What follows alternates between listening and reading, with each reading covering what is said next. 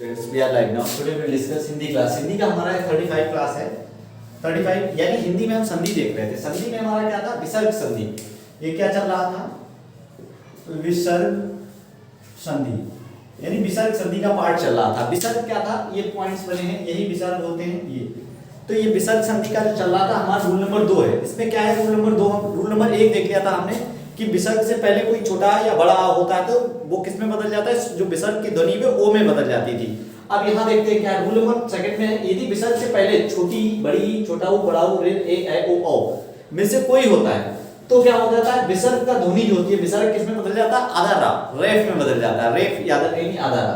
एक तो रूल ये है. नंबर 2 क्या है? व्यंजन के वर्ग में कोई सहोज वर्ण हो तो क्या होता है? जैसे छोटी, बड़ी, छोटा ऊ, बड़ा ऊ, ये तो ये वही वर्ड हो गए जो ऊपर वाले थे ओ तक. यानी और उसके अलावा कोई सगोज वर्ण और अगोज वर्ण में क्या होता है? सगोज में होता है 1 और 2. यानी पंचम वर्ग है कचट तक. कचट तक का पहला और दूसरा वर्ण सगोज होता है और सॉरी अगोज होता है और दूसरा और तीसरा चौथा पांचवा अगोज होता है. तो यहाँ सगोज होगा और यारालावा होगा. इनमें से यारालावा या ये छोटी, बड़ी, छोटा ऊ, बड़ा से ओ तक और सगोज वर्ण और यारालावा अगर विसर्ग से पहले है तो ये रा में यानी रा, आधा रा यानी रेफ में बदल जाता है. जैसे एग्जांपल से समझते चलते हैं. लिखा है नी प्लस आशा. नी प्लस आशा तो विसर्ग है और इससे पहले छोटी ई की मात्रा लगी है. छोटी ई की मात्रा लगी है तो छोटी ई प्लस छोटी ई का मेल किससे हो रहा है? बड़ा आ से.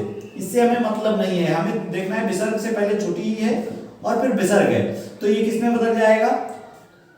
आधा रा, आधा रा में बदल जाएगा. तो आधा रा बदलेगा तो यहाँ तो नी हो जाएगा और बड़ा आ आगे लगा है तो बड़ा आ जब इसके आगे है विसर्ग के आगे तो ये ध्वनि रा में आधा रा ना लगाकर जब रा के साथ कोई भी स्वर मिल जाता है तो वो पूरा हो जाता है और उसके साथ बड़ा है तो बड़ा की मात्रा भी आ जाएगी. ये हो जाएगा निरा और श्रा वैसे ले लिया जाएगा, हो जाएगा निराशा. इस तरह से इसको बना सकते हैं, तोड़ सकते हैं. जैसे लिखा है नी प्लस धन तो यहाँ ना है और ना से पहले क्या है? छोटी ई की मात्रा है, छोटी ई लगी है और इससे पहले विसर्ग है यानी छोटी ई प्लस विसर्ग और आगे से मतलब नहीं हमें धन जो भी लिखा है तो यहाँ जब विसर्ग लगा है तो ये क्या बन जाएगा? आधा रा बन जाएगा और आधा रा बनेगा तो नी पूरा आ जाएगा और धन वैसे ही लिख के यहाँ स्वर नहीं है. अगर यहाँ स्वर होता तो वो उसमें मिल जाता और रा पूरा हो जाता. यहाँ आधा रहेगा और धा के ऊपर चला जाएगा, हो जाएगा निर्धन. नी प्लस धन इक्वल निर्धन. अब यहाँ नंबर 3 से देखते हैं.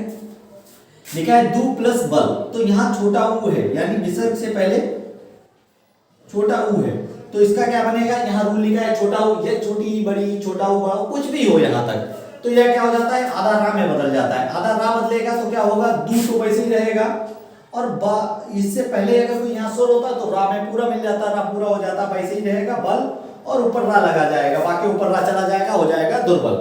नेक्स्ट देख लेते हैं. लिखा है बही प्लस मुख. बही, बही क्या होगा? बही में छोटी ई है और विसर्ग है और इक्वल क्या हो जाएगा? आधा रा. वही रूल रहेगा, छोटी ई अगर पीछे है और विसर्ग है तो रा में बदल जाएगा, आधा रा में. तो बही पूरा आ जाएगा और मुख लिखा है, मुख लिख के मापे ऊपर रा चला जाएगा, रा फॉर रेफ यानी आधा रा. तो इस तरह से इसका रूल कंप्लीट हो जाता है. रूल नंबर 2 और रूल नंबर 3 देखने के लिए चैनल को सब्सक्राइब करें, वीडियो को लाइक करें.